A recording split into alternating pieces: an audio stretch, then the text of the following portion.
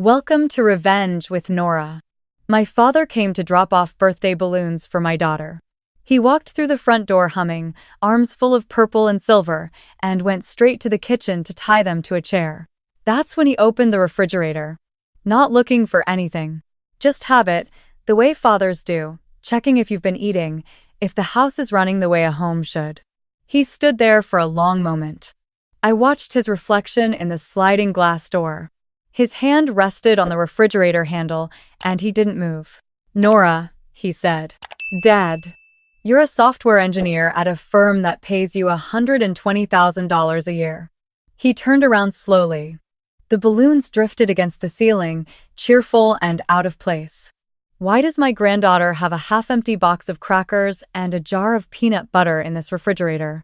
I didn't answer. "My name is Nora Callahan. I'm 32 years old.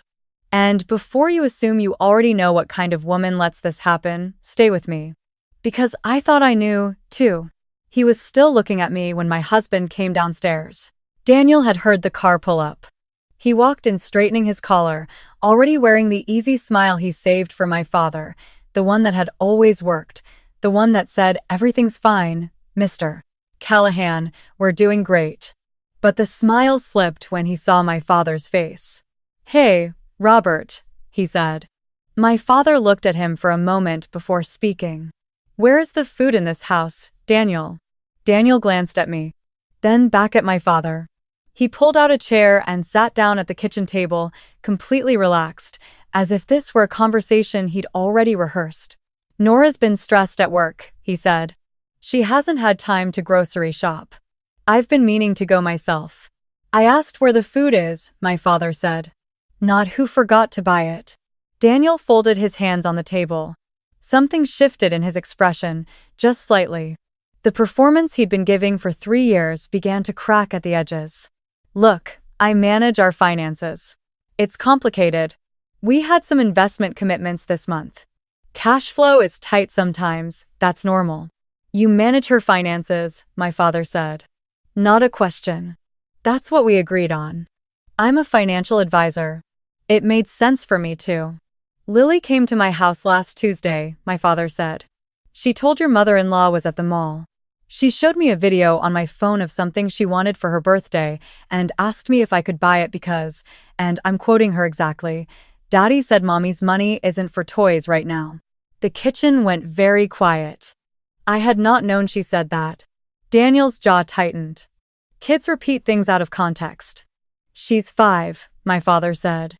She repeated it exactly in context." I had been standing near the counter, my back against the edge of it, holding myself very still the way I'd learned to do in this kitchen. I'd learned to read the air here. The particular way silence shifted before Daniel's voice went cold. The specific way he tilted his head when he was about to say something that would stay with me for days. I'd been reading those signals for so long that I'd stopped noticing I was doing it. But looking at my father's face, I suddenly felt the room the way a stranger might. The crackers on the shelf. The empty vegetable drawer. The birthday balloons floating against the ceiling of a kitchen where my daughter asked her grandfather to buy her something because she already knew not to ask me. "I want to see the accounts," my father said. "That's not Daniel." My father's voice dropped to something very quiet, very even. "I'm not asking you." My husband looked at me.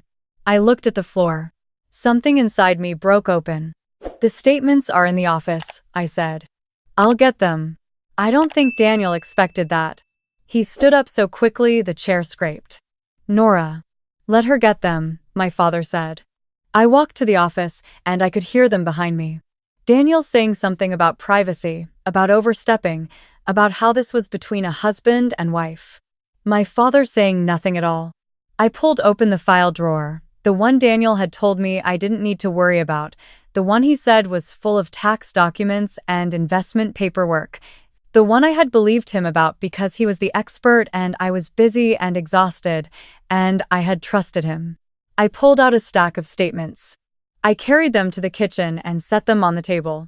My father sat down and put on his reading glasses. For 4 minutes, nobody spoke.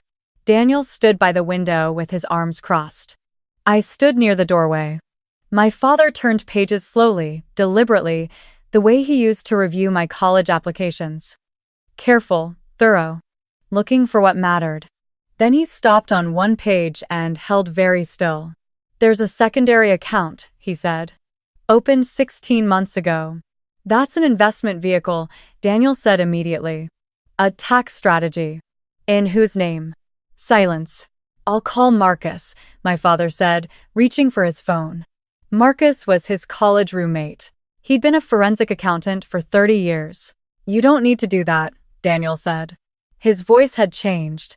The ease was completely gone now. My father dialed anyway.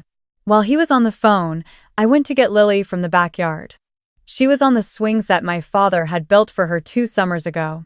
She looked up when I came outside and held up a dandelion. "For your hair, Mommy."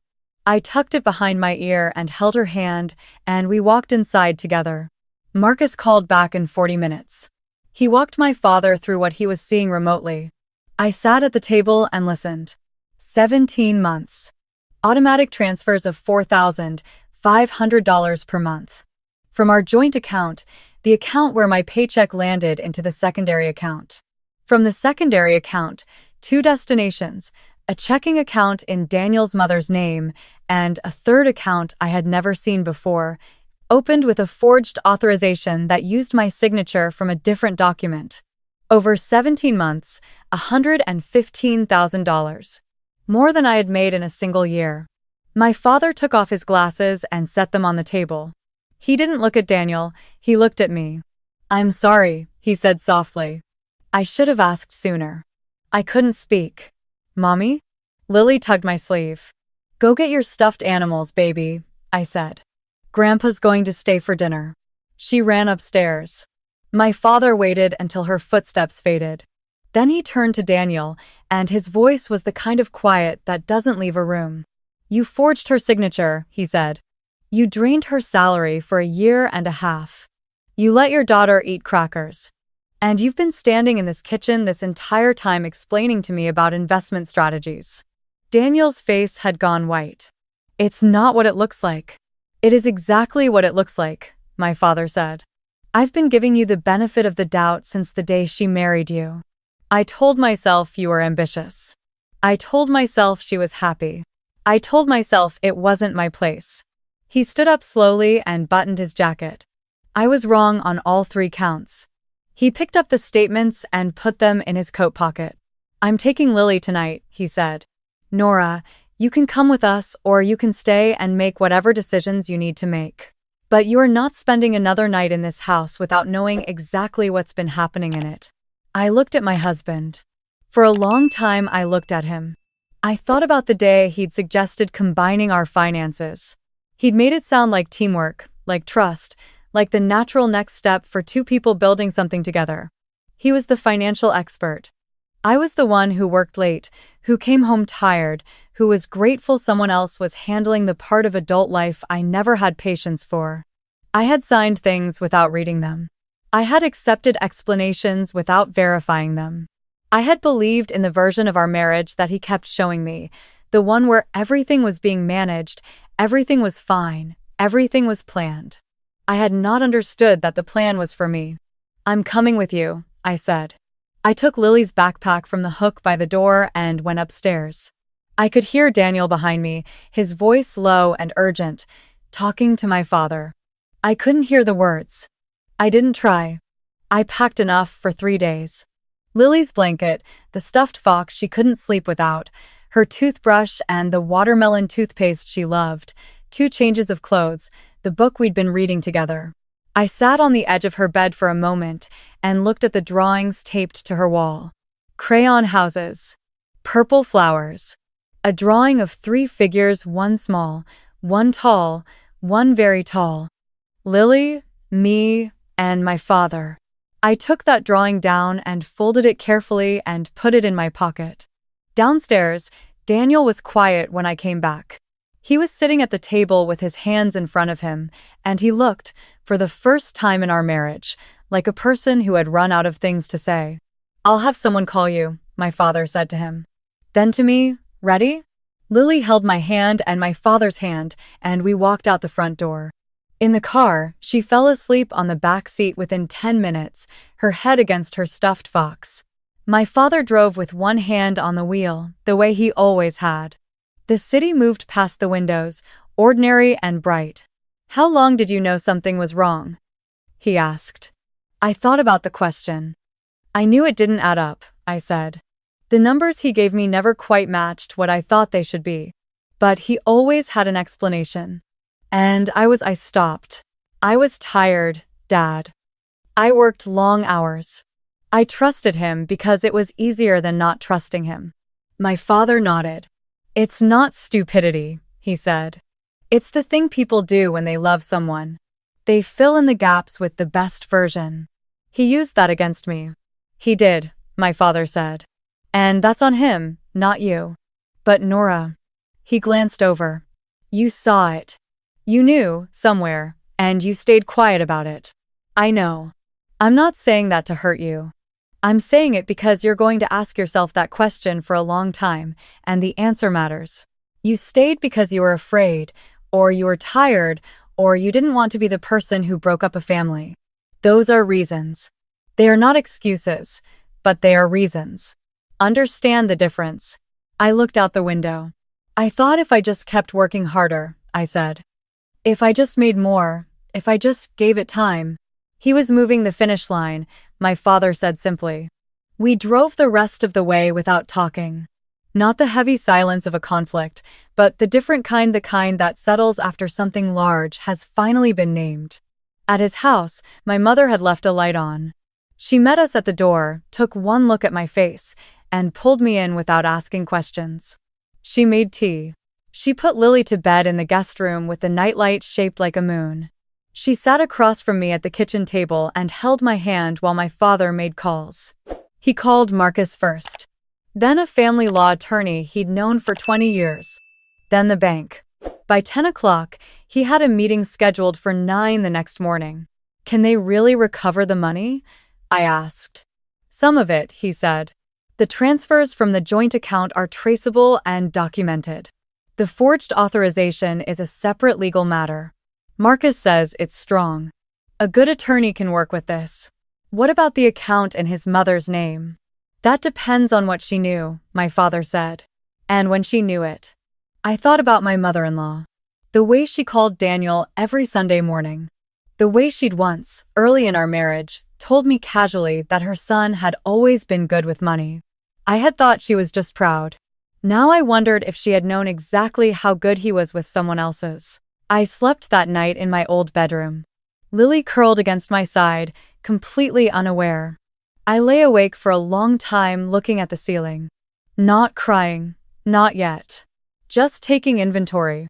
Adding up what I had given, what had been taken, what remained. What remained was more than I expected. $115,000 gone.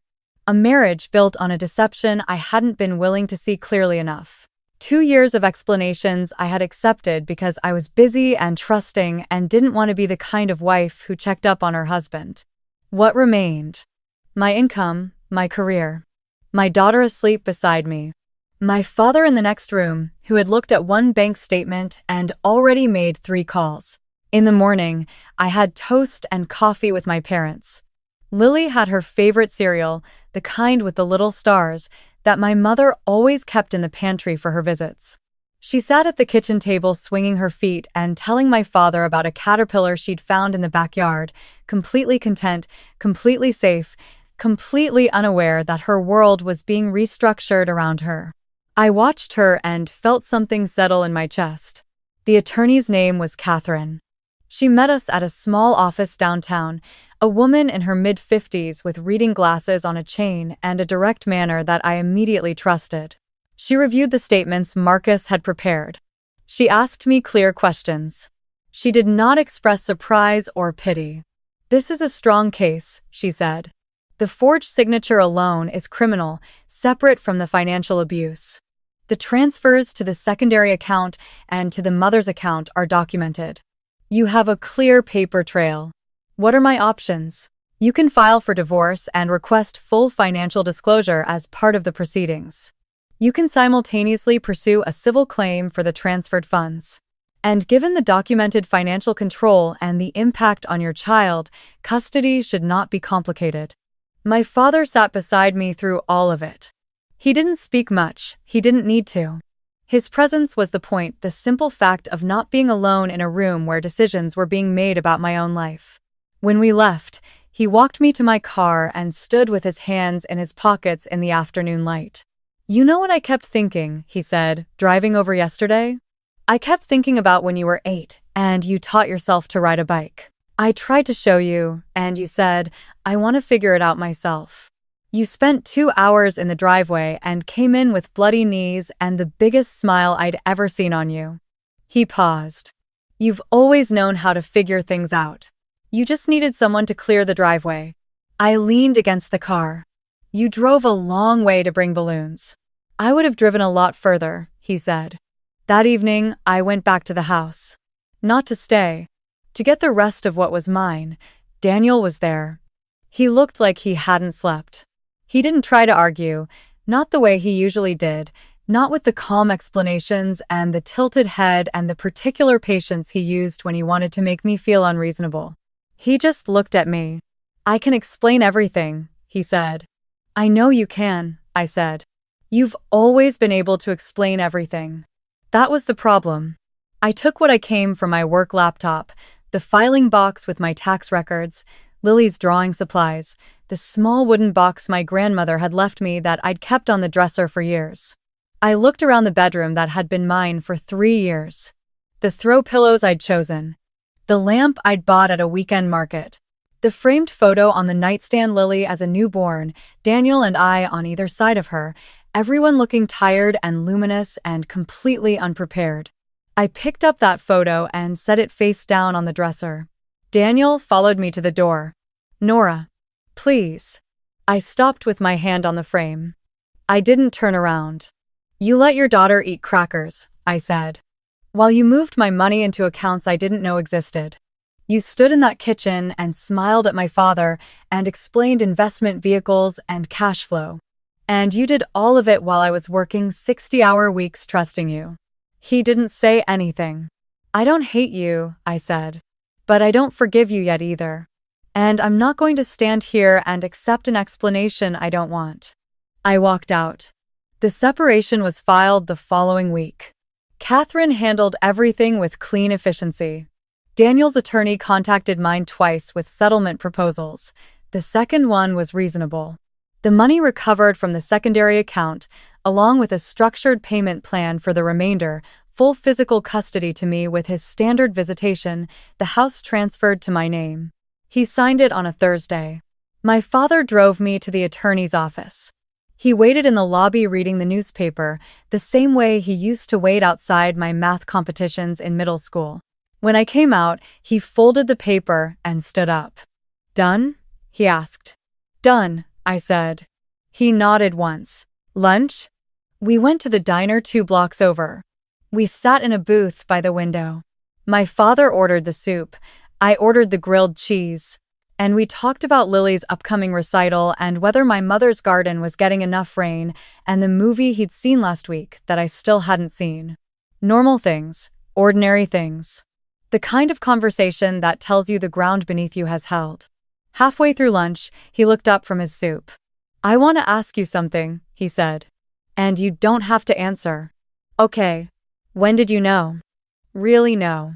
I thought about it for a long moment. 8 months ago, I said.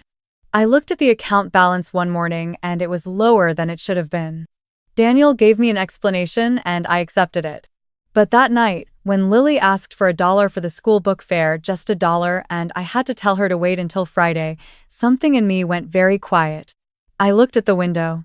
I'd made over $10,000 that month, and I couldn't give my daughter $1 for the book fair. My father set down his spoon. "That was the moment I knew," I said. "I just wasn't ready yet to let myself know it." "And now?" "Now I know," I said. "And I'm ready." The house felt different when it was mine alone. Lighter. The air moved differently. I rearranged the furniture in the living room one weekend while Lily helped, dragging couch cushions around and declaring everything should face the window.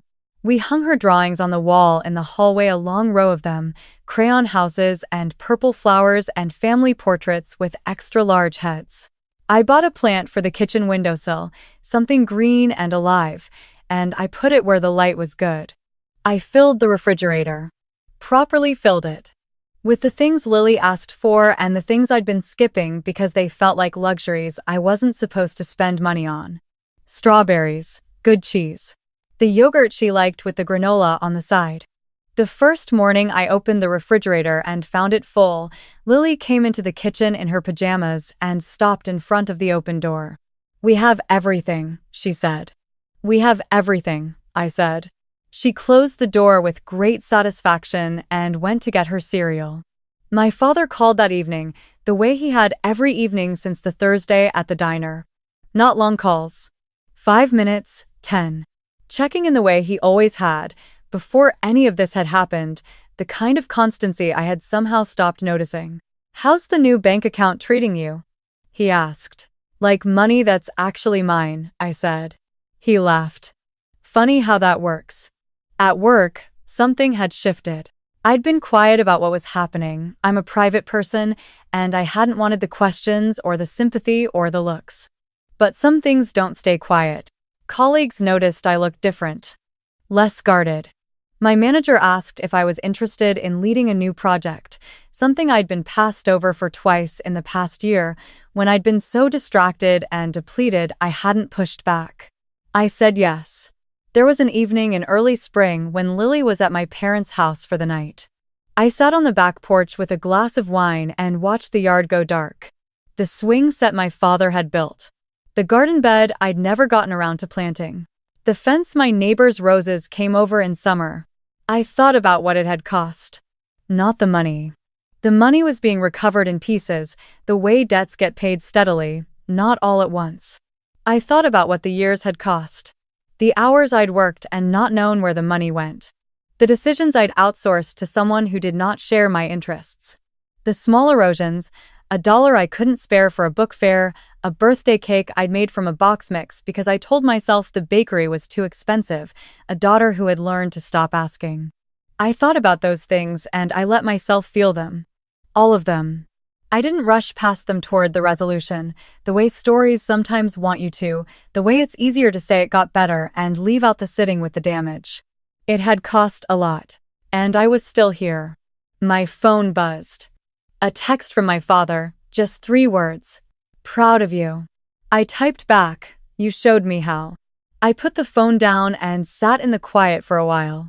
Not the quiet of a house where you've learned to read the air before someone speaks, the different kind. The kind that's just silence, ordinary and uncomplicated, with the night coming in over the yard and the lights on in the neighbors' houses and the stars starting to show up one by one. Tomorrow I would take Lily to school. I would go to work and lead a meeting. I would call Catherine to follow up on the remaining payment schedule. I would stop at the store on the way home and buy strawberries. But for now, I just sat. Not as someone's wife. Not as someone's cautionary tale. Not even as someone who had survived something. Just as Nora, with a porch and a plant on the windowsill, and a daughter who was spending the night with her grandfather, who would call in the morning to report what they'd had for breakfast and what movie they'd watched. Somewhere in the past few months, between the bank statements and the attorney's office, and the afternoon my father drove a long way to bring balloons, I had found my way back to a version of myself I thought I'd misplaced. She had been there the whole time. She just needed someone to clear the driveway.